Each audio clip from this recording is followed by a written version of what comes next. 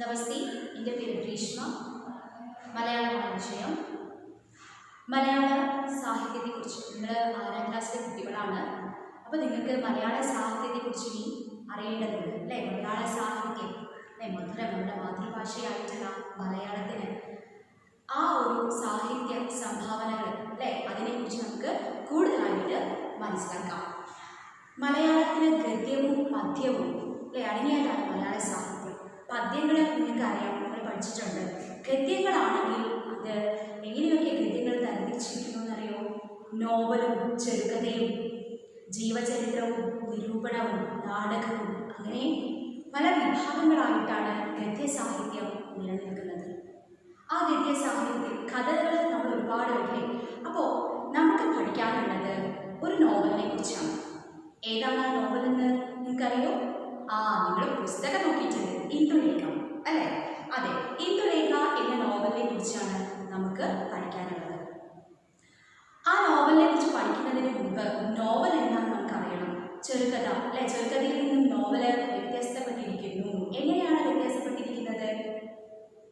വലുതും ചെറുതും, വലുതും ചെറുതുമായിട്ടുള്ളതാണ് എന്ന് നിങ്ങൾ പറയുന്നു. അതുമാത്രമല്ല, ആഴത്തിലുള്ള കഥയും നിരവധി കഥാപാത്രങ്ങളും അവരുടെ വിചാരങ്ങളും ഒക്കെ ഉൾക്കൊള്ളുന്നതാണ് നോവൽ എന്ന് പറയുന്നത്. നോവലിനെ മനുഷ്യ ശരീരവുമായിട്ട് പറയാറുണ്ട് അല്ലേ? നോവലിലെ കഥ നട്ടിലായും നോവലിലെ കഥാപാത്രങ്ങൾ അവയവങ്ങളായും അല്ലേ, അങ്ങനെ നോവലിനെ മനുഷ്യ ശരീരവുമായി ഉപമിക്കുന്നു. ഈ നോവലിലെ ആദ്യത്തെ നോവൽ, മലയാള സാഹിത്യത്തിൽ നോവൽ ഉണ്ടായത് ഇംഗ്ലീഷ് സാഹിത്യത്തിൻ്റെ വരവോടുകൂടി തന്നെയാണ്. അത് ആ ഇംഗ്ലീഷ് സാഹിത്യം വായിച്ചവർക്ക് മലയാളത്തിലും നോവൽ പോലെ നോവലും കഥയും ഒക്കെ എഴുതി തുടങ്ങി. അങ്ങനെ മലയാളത്തിൽ ആദ്യത്തെ നോവൽ എന്ന് പറയുന്നത് അപ്പുനെടുമാടി എഴുതിയ ഏതാണ്? കുന്തലത എന്ന നോവലാണ്. കുന്തലത എന്ന നോവലാണ് മലയാളത്തിലെ ആദ്യത്തെ നോവൽ എന്ന് പറയുന്നത്. ഈ നോവലില് അല്ലേ, പക്ഷെ പൂർണ്ണമായിട്ടും അങ്ങനെ നോവൽ എന്ന് പറയാൻ കഴിയാത്തത് കൊണ്ട് ലക്ഷണമൊത്ത ആദ്യത്തെ നോവൽ എന്ന് പറയുന്നത് ഏതാണ്? ഇന്ദുലേഖയാണ്. ലക്ഷണമൊത്ത മലയാളത്തിലെ നോവൽ ഇന്ദുലേഖ. ഈ ഇന്ദുലേഖ എന്ന നോവൽ എഴുതിയതാരാ? ഒ ചന്തുമേനോൻ അല്ലേ? ഒ ചന്തുമേനോന്റെ ഇന്ദുലേഖ എന്ന ഈ നോവൽ കൊണ്ട് തന്നെ അദ്ദേഹം മലയാള സാഹിത്യത്തിൽ സമുന്നത സ്ഥാനം അലങ്കരിക്കുന്നു. അദ്ദേഹം 17ാം വയസ്സിൽ തന്നെ ഔദ്യോഗിക ജീവിതത്തിൽ പ്രവേശിക്കുകയും തുടർന്ന് നിരവധി സ്ഥാനക്കയറ്റങ്ങൾ ലഭിക്കുകയും ഉണ്ടായിട്ടുണ്ട്. അദ്ദേഹം 2 നോവലുകൾ എഴുതിയിട്ടുണ്ട്. അതിൽ ആദ്യത്തെ നോവലാണ് ഇന്ദുലേഖ. ഇന്ദുലേഖ പ്രസിദ്ധീകരിച്ചത് 1789. തുടർന്ന് ശാരദ എന്ന നോവൽ അദ്ദേഹം എഴുതിയെങ്കിലും അത് പൂർണ്ണമാക്കാൻ അദ്ദേഹത്തിന് സാധിച്ചില്ല. അപ്പോൾ ഇന്ദുലേഖ 1789 രചിച്ചതാണ്. ഇന്ദുലേഖ പ്രസിദ്ധീകരിച്ചതാണ് ഇന്ദുലേഖ എന്ന് പറയുന്നത്. ഈ നോവലിന് ഒരുപാട് പ്രത്യേകതകളുണ്ട്. അന്നത്തെ മലയാള ഭാഷ അന്നത്തെ കാലഘട്ടത്തിൽ നമുക്കറിയാം, മലയാള ഭാഷയ്ക്ക് അന്നത്തെ കാലഘട്ടത്തിൽ നിന്നും ഇന്ന് നമ്മുടെ ഈ കാലഘട്ടത്തിൽ എത്തിക്കുമ്പോഴത്തേക്കും ഭാഷകൾക്ക് എത്ര മാറ്റങ്ങൾ വന്നിട്ടുണ്ടെന്ന് നമുക്ക് മനസ്സിലാക്കാൻ സാധിക്കും അല്ലേ? അന്ന് സംസാരിച്ചിരുന്ന ഭാഷയല്ല ഇന്നത്തെ തലമുറയിൽ സംസാരിക്കുന്നത്. നമുക്ക് ഇന്ന് സംസാരിക്കുമ്പോൾ പലപ്പോഴും ഇംഗ്ലീഷ് കലർന്നു അല്ലേ? അപ്പോൾ ഇംഗ്ലീഷിൻ്റെ സാന്നിധ്യം മലയാള ഭാഷയിൽ കൂടി വന്നിരിക്കുന്നു അല്ലേ? പുതിയ കാലഘട്ടം ആകുമ്പോഴത്തേനും കൂടി വന്നു. അപ്പോൾ അന്നത്തെ കാലഘട്ടത്തിൽ എങ്ങനെയായിരുന്നു ഭാഷ എന്നറിയാനെങ്കിൽ നമുക്ക് സാഹിത്യങ്ങളെ പരിശോധിച്ചേ പറ്റും. അങ്ങനെ നമ്മൾ ഇന്ദുലേഖ എന്ന നോവൽ പരിശോധിക്കുമ്പോൾ ഭാഷ മാത്രമാണോ അതിന് പറയുന്നത്? അല്ല, അന്നത്തെ സാമൂഹിക പശ്ചാത്തലം കൂടെ നമുക്കതിൽ കാണാൻ സാധിക്കും. അന്ന് നിലവിലുണ്ടായിരുന്ന ജന്മി സമ്പ്രദായം, മരുമക്കത്തായം തുടങ്ങി നിരവധി ഭൂവുടമ എന്താ പറയുക, കുടുംബ ബന്ധങ്ങളെ കുറിച്ചുമൊക്കെ അതിൽ പറയുന്നുണ്ട്. നായർ കുടുംബത്തിലെ കഥയാണ് ഇന്ദുലേഖയിൽ പറയുന്നത്. അവിടെ നടക്കുന്ന കാര്യങ്ങളെ കുറിച്ചും നമുക്കറിയാം. മരുമക്കത്തായ സമ്പ്രദായമാണ് അന്ന് കാലത്ത് നായർ കുടുംബങ്ങളിൽ ഉണ്ടായിരുന്നത്. എന്താണ് ഈ മരുമക്കത്തായം? കേട്ടിട്ടുണ്ടോ? നിങ്ങൾ കേട്ടിട്ടില്ല അല്ലേ? ചിലവർ കേട്ടിട്ടുണ്ട്, ചിലവർ കേട്ടിട്ടില്ല. മരുമക്കത്തായം എന്ന് സ്വത്തവകാശം ആർക്ക് പെൺമക്കളുടെ മക്കൾക്ക് വരുന്നതാണ്. ആ ഒരു സ്ത്രീകൾക്ക് സ്വാതന്ത്ര്യവും അവകാശവും കൂടുതൽ നിലനിർത്താൻ വേണ്ടിയിട്ടാണ് അത്രയും നിയമപരമായ സമ്പ്രദായം ഉണ്ടാക്കിയിരുന്നത്. പക്ഷെ എന്നാലും അവിടെ എപ്പോഴും പുരുഷന്റെ മേൽക്കോയ്മ തന്നെയായിരുന്നു അവിടെ കാണുന്നത്. അമ്മാവൻ ഭരണങ്ങളാണ് അന്ന് നിലനിന്നിരുന്നത് പറയുന്നു. ഇവിടെയും ഇന്ദുലേഖയിലും അമ്മാവൻ കാരണവർ എന്ന് പറയാറുണ്ട്, കേട്ടിട്ടുണ്ട്. അവരെ വീട്ടിലൊക്കെ ഒരു കാരണവരുണ്ട് നമ്മൾ പറയാറില്ലേ, അതേപോലെ ഇന്ദുലേഖയിലും ഒരു കാരണവരുണ്ട്. വളരെ കാർക്കശ്യകാരനായ മുൻശുദ്ധിക്കാരനായിട്ടുള്ള ഒരു കാരണവർ. അദ്ദേഹത്തിന്റെ പേരാണ് പഞ്ചുമേനു. അപ്പൊ അദ്ദേഹം എടുക്കുന്ന തീരുമാനങ്ങൾക്ക് എല്ലാവരും എടുക്കുന്ന തീരുമാനം എല്ലാവരും അനുസരിക്കണം എന്ന നിലപാടുള്ള വ്യക്തിയായിരുന്നു അദ്ദേഹം. പക്ഷേ അദ്ദേഹത്തിന്റെ തീരുമാനങ്ങളെ എതിർക്കുന്ന കഥാപാത്രങ്ങളായിട്ട് വരുന്നു ഇന്ദുലേഖയും മാധവൻ. അപ്പോൾ മാധവൻ, ഇന്ദുലേഖ, പഞ്ചുമേനു, സൂര്യ നമ്പൂതിരിപ്പാട്, ഗോവിന്ദകുട്ടിരായ അങ്ങനെ നിരവധി കഥാപാത്രങ്ങൾ അടങ്ങുന്ന ബൃഹത് ഒരു നോവലാണ് ഇന്ദുലേഖ. ഇതിൽ സ്ത്രീ സ്വാതന്ത്ര്യത്തെ കുറിച്ച് പറയുന്നുണ്ട്. എന്താണ്? ഇംഗ്ലീഷ് വിദ്യാഭ്യാസം നേടിയിട്ടുള്ള പെൺകുട്ടിയാണ് ഇന്ദുലേഖ. അപ്പൊ തീർച്ചയായും പാശ്ചാത്യ വിദ്യാഭ്യാസം നേടുമ്പോൾ അവളിൽ ഒരു മാറ്റം ഉണ്ടായി എന്ന് നോവലിൽ പറയുന്നുണ്ട്. അപ്പൊ ഇന്ദുലേഖ പറയുന്നുണ്ട് പുരുഷനും സ്ത്രീക്കും തുല്യ അവകാശമാണ് എന്ന് പറയുന്നു. മാധവനാണെങ്കിലും അതെ, അമ്മാവൻ എടുക്കുന്ന തീരുമാനങ്ങൾക്ക് ചിലത് തെറ്റാണെങ്കിൽ തെറ്റാണ് എന്ന് തന്നെ പറയാനുള്ള ആ ഒരു എന്താ പറയാ ചങ്കുറപ്പ് കാണിക്കുന്ന കഥാപാത്രമാണ് മാധവൻ. അപ്പോൾ ഇങ്ങനെ മാധവനും ഇന്ദുലേഖയെ കുറിച്ച് അവരുടെ അതിമനോഹരമായ പ്രണയവും ഇതിലുണ്ട്, ഇന്ദുലേഖയിൽ ഉണ്ട്. അപ്പോൾ ഇന്ദുലേഖ വായിക്കണം. നിങ്ങൾ ഇന്ദുലേഖ എന്ന നോവൽ നിങ്ങൾ വായിക്കണം. എന്നിട്ട് അതിൽ ഏതൊക്കെ കഥാപാത്രങ്ങളാണ് വരുന്നത് എന്ന് നിങ്ങൾ എഴുതി വെക്കണം. മനസ്സിലായോ? അപ്പോൾ ഇന്ദുലേഖ എന്ന നോവലിനെ കുറിച്ച് കൂടുതൽ മനസ്സിലാക്കണമെങ്കിൽ ആ നോവല് പൂർണ്ണമായിട്ട് നിങ്ങൾ വായിക്കണം. നമുക്ക് പഠിക്കാനുള്ളത് ഇന്ദുലേഖയിലെ ചെറിയൊരു ഭാഗമാണ്. ആദ്യത്തെ മാധവനെ കുറിച്ച് പറയുന്ന ഒരു ഭാഗം മാത്രമേ നമുക്ക് പഠിക്കാനുള്ളൂ. അതല്ല നോവലിൽ ഒരുപാട് കാര്യങ്ങൾ പറയുന്നുണ്ട്. അത് പറയുന്നത് സൂര്യ നമ്പൂതിരിപ്പാട് എന്ന് പറയുന്ന കഥാപാത്രത്തെ കുറിച്ചൊക്കെ പറയുമ്പോൾ അതിൽ പരിഹാസ രൂപേണ അവതരിപ്പിച്ചിട്ടുണ്ട്. അദ്ദേഹത്തിന്റെ വരവും അദ്ദേഹത്തിന്റെ സ്വഭാവവും ഒക്കെ നമുക്കത് വായിക്കുമ്പോൾ വളരെ രസകരമായിട്ട് തോന്നുന്നുണ്ട്. അപ്പൊ ആ നോവൽ നിങ്ങൾ മറക്കാതെ വായിക്കണം. എങ്കിൽ മാത്രമേ ആ ഇന്ദുലേഖയുടെ ലക്ഷണമൊക്കെ നോവലാണ് എന്ന് നമുക്ക് അന്നത്തെ കാലഘട്ടത്തിൽ ലക്ഷണമൊക്കെ നോവൽ എന്താ ആ വിശേഷണം അതിൽ ലഭിച്ചതെന്ന് നമുക്ക് മനസ്സിലാക്കാൻ സാധിക്കും. അപ്പോൾ ഇന്ദുലേഖ എന്ന പാഠഭാഗത്തിലേക്ക് നമുക്ക് പ്രവേശിക്കാം. മാധവൻ അതിബുദ്ധിമാനും അതികോമളനുമായ ഒരു യുവാവാകുന്നു. ഇയാളുടെ ബുദ്ധിസാമർഥ്യത്തിന്റെ വിശേഷതയെ ഇംഗ്ലീഷ് പഠിപ്പ് തുടങ്ങിയത് മുതൽ BL പാസ്സാകുന്നത് വരെ സ്കൂളിൽ അയാൾക്ക് ശ്ലാഘനീയമായി ക്രമോത്കർഷമായി വന്നു ചേർന്ന കീർത്തി തന്നെ സ്പഷ്ടമായും പൂർത്തിയായും വെളിവാക്കിയിരിക്കുന്നു. മാധവൻ ബുദ്ധിമാനാണ് എന്ന് പറയുന്നു. ബുദ്ധിമാനും മാത്രമാണോ? അതികോമളനുമായിട്ടുള്ള ഒരു യുവാവാണ് അദ്ദേഹം. ഇംഗ്ലീഷ് പഠിപ്പ് തുടങ്ങിയത് മുതൽ അദ്ദേഹം എന്താണ് BL പാസ്സാവുന്നവരെ സ്കൂളിൽ തന്നെ സ്തുതിക്കുന്ന അദ്ദേഹത്തിന്റെ പേര് സ്കൂളിൽ പേര് കേട്ട ഒരു കുട്ടി തന്നെയാണ് വിദ്യാലയത്തെ സംബന്ധിച്ചിടത്തോളം മാധവൻ. ക്രമോത്കർഷമായി വന്നു ചേർന്ന കീർത്തി തന്നെ സ്പഷ്ടമായും പൂർത്തിയായും വെളിവാക്കിയിരുന്നു. ക്രമത്തിലുള്ള വർധന അയാൾ പഠിച്ചു ഉയരങ്ങൾ കീഴടക്കുന്നപ്പോഴും അദ്ദേഹത്തിന്റെ നാമം വിദ്യാലയത്തിലായാലും അധ്യാപകർക്കിടയിലും ഉണ്ടാകുന്നു.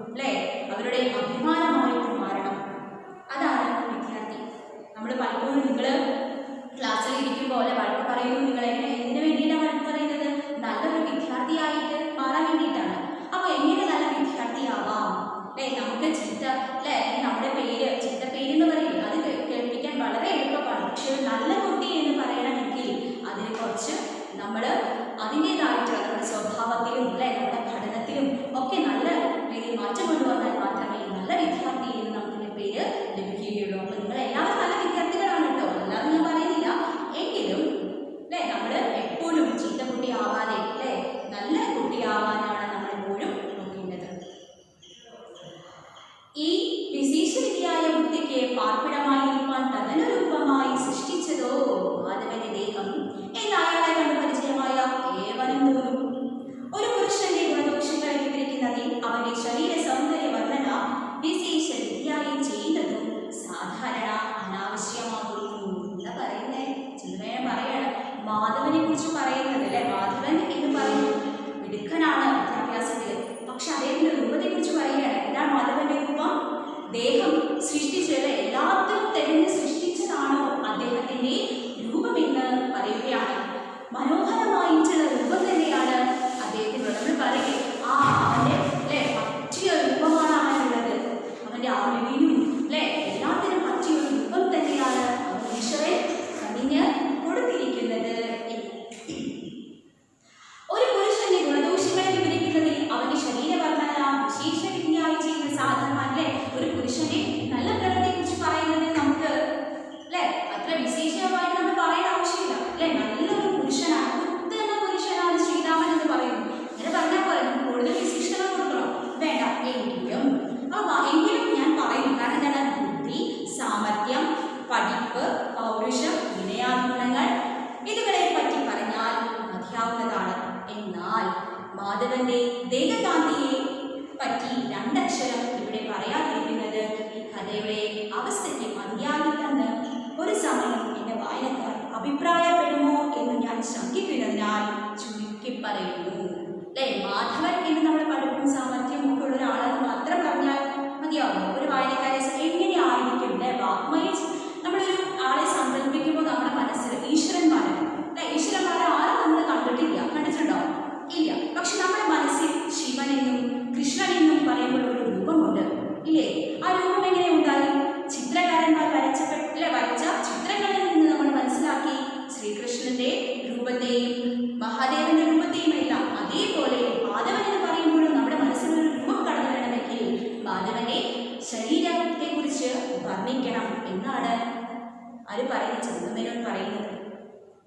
ദേഹം തങ്കവർണ്ണം ദിനംപ്രതി ശരീരത്തിന്റെ ഗുണത്തിനു വേണ്ടി ആചരിച്ചു വന്ന വ്യായാമങ്ങളാൽ ഈ യൗവനകാലത്ത് മാധവന്റെ ദേഹം അതിമോഹനമായിരുന്നു. വാവായിട്ടുള്ള അദ്ദേഹത്തിന്റെ രൂപം എന്താണ്? ദേഹം തങ്കവർണ്ണം ദിനംപ്രതി ശരീരത്തിന്റെ ഗുണത്തിനു വേണ്ടി ആചരിച്ചു വന്ന വ്യായാമം അല്ലെ. ദിവസവും വ്യായാമം ചെയ്യുന്നുണ്ട്. എന്താ പറയാ? മാസിലൊക്കെ വെച്ചിട്ടുള്ള ഒരാളെന്ന് പറയാ അല്ലെ. അങ്ങനെയുള്ള ആളാണ് ആര്? മാധവൻ. വേണ്ടതിലധികം അശീഷം നടിക്കാതെയും അശീഷം എന്ന് തോന്നാതെയും കാണപ്പെടുന്ന മാധവന്റെ കൈകളാണെങ്കിൽ നല്ല അല്ലെ കടിയുമില്ല എന്ന എരിവുമില്ല, പാകത്തിന് അല്ലെ എല്ലാം പാകത്തിനാണ്. മാറിടം, കാലുകൾ ഇതുകൾ കാഴ്ചകൾ സ്വർണ്ണം കൊണ്ട് വാർത്തവെച്ചതോ എന്ന് തോന്നാം. ആയുധം ധാരാളം അല്ലെ. ഇടമാണെങ്കിൽ എന്താ? ധാരാളം ഉണ്ട്. മാധവന്റെ ദേഹം വളർന്നു നോക്കണമെങ്കിൽ പ്രയാസമില്ലാതെ കാലുകളുടെ മുട്ടിന് ശ്രമം നീളമുള്ളതും അധികം ഭംഗിയുമുള്ളതുമായ മാധവന്റെ കുടുംബ കൊണ്ട് മുട്ടോളം കൃത്യമായി അളക്കാം അല്ലെ. ഹൈറ്റും വെയിറ്റും ഒക്കെയുള്ള ആളാണ് മാധവൻ.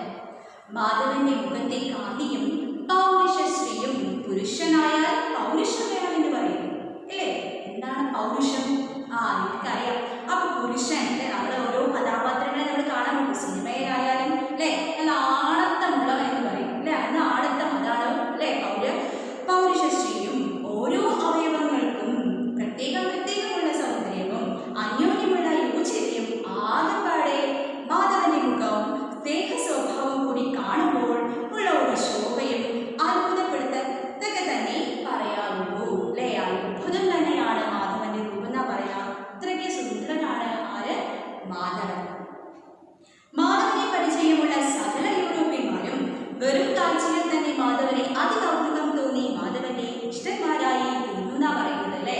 അവർക്ക് പോലും മാധവനോട് അല്ലെ നമ്മൾ ഒരു നല്ല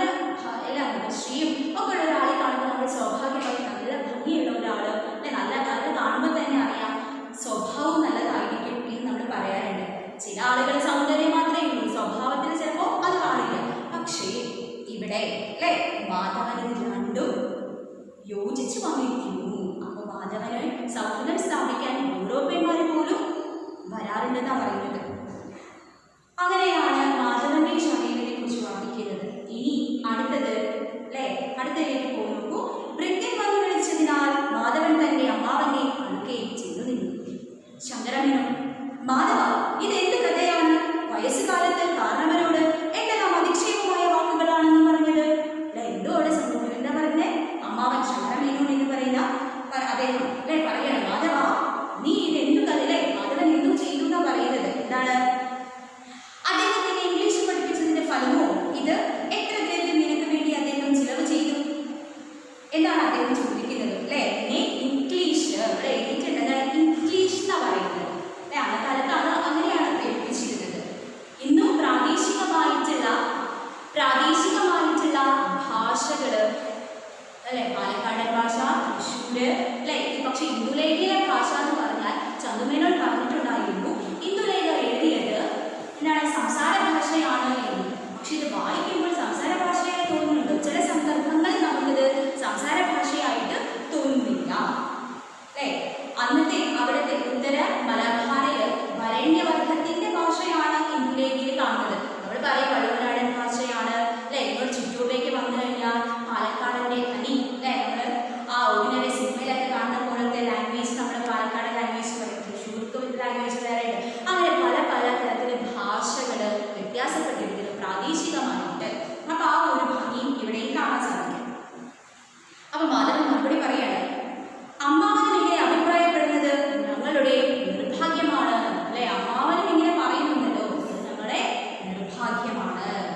കാര്യം പറയുമ്പോൾ ഞാൻ അന്യായമായി ആരെയും ഭയപ്പെട്ട് പറയാതിരിക്കില്ല അല്ലെ. കാര്യം പറയേണ്ട സ്ഥലത്ത് ഞാൻ പറയും. അതിന് എനിക്ക് ആരെയും പേടിയില്ല, ഭയമില്ല എന്നാണ് പറയുന്നത്. എനിക്ക് ഈ വക ദുഷ്ടതകൾ കണ്ടുകൂടാ. വലിയമ്മാവൻ ദേഹാധ്വാനം ചെയ്ത് സമ്പാദിച്ചതായ ഒരു കാശ് പോലും ചെലവിടാൻ ഞാൻ ആവശ്യപ്പെട്ടിട്ടില്ല. പൂർവന്മാർ സമ്പാദിച്ചതും നമ്മുടെ അഭ്യുദയത്തിനും ഗുണത്തിനും വേണ്ടി അദ്ദേഹം കൈവച്ചിരിക്കുന്നതുമായ പണം നമ്മുടെ ന്യായമായ ആവശ്യങ്ങൾക്ക് വേണ്ടി ചെലവിടാനേ ഞാൻ പറയുള്ളൂ. എന്തോ ഒരു ആവശ്യത്തിന് വേണ്ടി അമ്മാവനോട് അല്ലെ അവരുടെ കാരണവർ അമ്മാവനോട് പൈസ അല്ലെ ചെലവിടാൻ പറഞ്ഞിട്ടുണ്ട്. അപ്പൊ അദ്ദേഹം പറയുന്നത്, അപ്പോ ശങ്കരമേനോൻ പറയുന്നത്, നീ അങ്ങനെ പറയരുതായിരുന്നു അദ്ദേഹത്തിനോട് അല്ലെ. ഇങ്ങനെ നിന്നെ പഠിപ്പിച്ചത് കൊണ്ടാണോ നീ അദ്ദേഹത്തെ എതിർത്ത് സംസാരിക്കുന്നത് എന്ന് ചോദിക്കണം. അപ്പൊ അദ്ദേഹം പറയാണ്, മാധവൻ പറയുന്നു, എന്താ പറയുന്നത്? അമ്മാവൻ ഇങ്ങനെ അഭിപ്രായപ്പെടുന്നത് ഞങ്ങളുടെ നിർഭാഗ്യമാണ് എന്ന് പറയുന്നു. എന്താണ്? വലിയമ്മാവൻ ദേഹാധ്വാനം ചെയ്തുണ്ടാക്കിയ പണമല്ല ഞാൻ ചോദിക്കുന്നത്. അദ്ദേഹം അധ്വാനിച്ച പണമല്ല ഞാൻ ചോദിക്കുന്നത്. പരമ്പരാഗതമായിട്ടല്ലേ, പരമ്പരാഗതമായിട്ടുള്ള സ്വത്താണ്. അപ്പൊ അതാണ് ഞാൻ ചെലവിടാൻ ആവശ്യപ്പെടുന്നത്. അത് ചെലവിടാൻ എന്താണ് അദ്ദേഹത്തിന് മടി അല്ലേ. കുമ്മിണി അമ്മയും അവരുടെ സന്താനങ്ങളും ഇവിടത്തെ ഭൃത്യന്മാരല്ല. അപ്പൊ കുമ്മിണി അമ്മ അല്ലെ, കുമ്മിണി അമ്മയുടെ മക്കളെ കുറിച്ചാണ് മാധവൻ പറയുന്നത്. കുമ്മിണി അമ്മയുടെ അല്ലെ മക്കള് അവരുടെ ഭൃത്യന്മാരല്ല അല്ലെ, അവിടെ ജോലി ചെയ്യാനുള്ള അല്ലെ സേവകരല്ല എന്നാണ് പറയുന്നത്.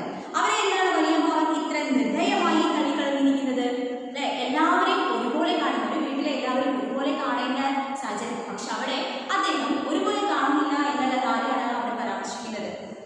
എന്താണ്? അവരുടെ രണ്ട് മക്കളെ ഇംഗ്ലീഷ് പഠിപ്പിച്ചില്ല, കല്യാണി കുട്ടിയെയും വേണ്ടുപോലെ ഒന്നും പഠിപ്പിച്ചില്ല.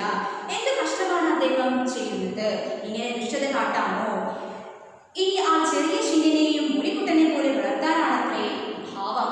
ഇതിന് ഞാൻ സമ്മതിക്കില്ല. ഞാൻ അവരെ കൊണ്ടുപോയി പഠിപ്പിക്കും. അപ്പൊ കുമ്മിണി അമ്മയുടെ മക്കളെ പഠിപ്പിക്കുന്നില്ല.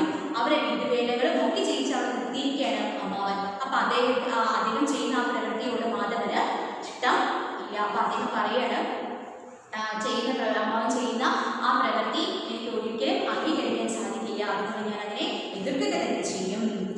അപ്പൊ ശങ്കരമേനോൻ പറയാണ്, ശിക്ഷ വിശേഷം തന്നെ. നീ എന്തുകൊണ്ടാണ് പഠിപ്പിക്കുന്നത്? മാസത്തിൽ 50 ഉറുപ്പികയല്ലേ നിനക്ക് തരുന്നുള്ളൂ. നീ എന്തുകൊണ്ട് പഠിപ്പിക്കും? അമ്മാവന്റെ മുഷിച്ചിലുണ്ടായാൽ പല ദുഃഖങ്ങളും ഉണ്ടായി വരാം. ക്ഷണം പോയി കാലിൽ വീഴ് എന്നല്ലേ, കറുത്ത വീഴ് എന്ന് അദ്ദേഹം പറയുന്നുണ്ട്. കാലില് വീഴാനായിട്ട്. കാരണം നീ മാപ്പ് പറയണം, നീ പറഞ്ഞത് തെറ്റാണ് അല്ലെ. അമ്മാവൻ പറയുന്നത് അനുസരിക്കണം. കാരണം നിന്നെ പഠിപ്പിച്ചത് അമ്മാവനാണ്.